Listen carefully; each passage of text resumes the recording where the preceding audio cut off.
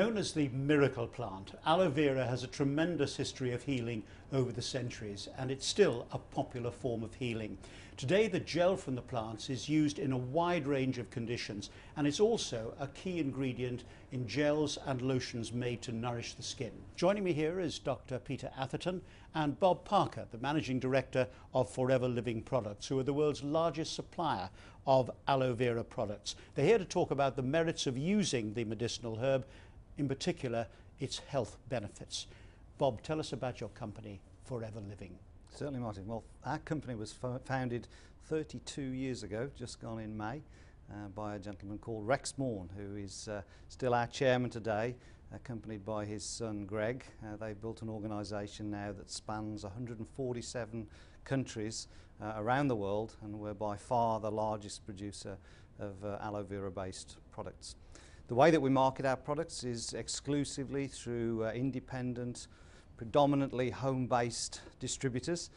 From our small, humble beginnings those 32 years ago in Phoenix, Arizona, which is still our hometown today, we now have over 9.5 million distributors involved with us across those countries. And each year we open up in at least one or two new countries, providing the occupants of those countries with an opportunity to build their own home-based business, enjoying the great benefits that we're going to hear about of aloe vera, and also being able to share those benefits with friends and family and people in their local community, at the same time creating an income for themselves. And presumably your chairman is still your chairman after 32 years because he uses your own product. Absolutely. I mean, he just has an amazing energy. He travels the world 3 weeks out of 4, and it's his passion to see our opportunity and our product available in every single country around the world. That's his mission. Peter, why is aloe such an important plant? What is really special about it? Well, I think it's been considered to be a very important plant for thousands of years, in fact, and recognized as such by many different cultures, including the ancient Greeks and Romans, the Egyptians, the Indians, the Chinese. And as far back as that? Oh yes, and it's well documented. There's a particular piece of evidence.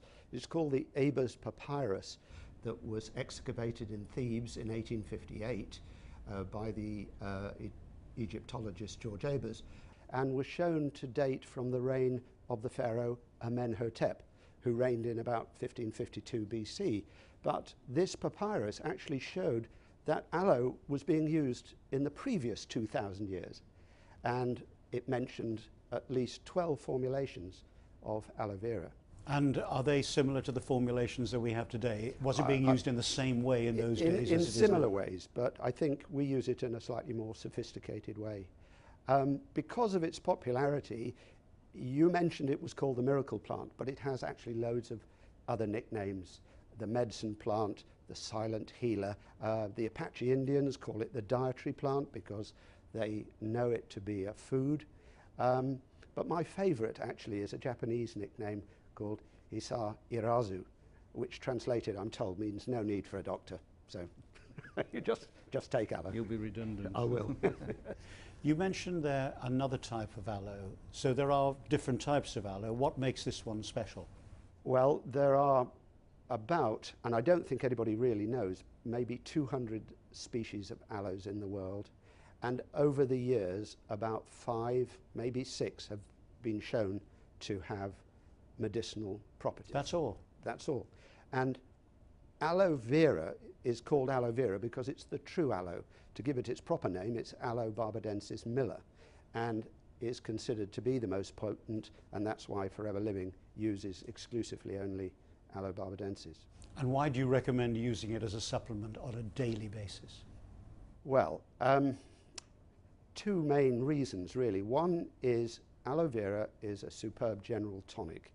In it are about 30 different minerals, vitamins and trace elements that I believe are now missing often from our food today because we're just not eating fresh food as we used to.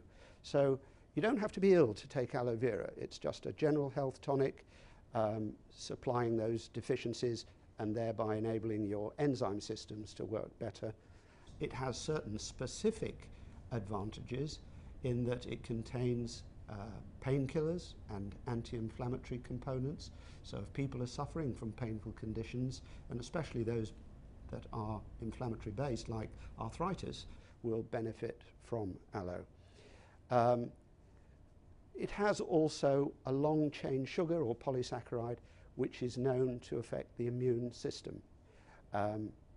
It's what's called an immunomodulator or immune balancer. So people suffering with disorders of the immune system, two examples being psoriasis and ulcerative colitis, often get benefit as well. It has an effect on the bowel. It sort of regulates the passage of food through the bowel.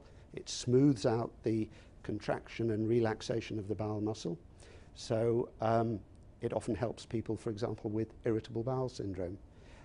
It's known to improve food absorption, particularly protein, and also to balance gut flora. So, for example, if you had an overdose of yeast or candida in your gut, it tends to sort of reduce that a bit. I wouldn't say it will eradicate it, but it balances it out. It seems incredible that one product could do all of those things. What's the magic ingredient? Well, I don't believe there is a magic ingredient, but people might say if there were one, it would be that polysaccharide, that long chain sugar, because in the States they've actually extracted that and made it into a drug. Carrington Laboratories have produced a drug called Caricin, for which the FDA have licensed it for use in cat leukemia.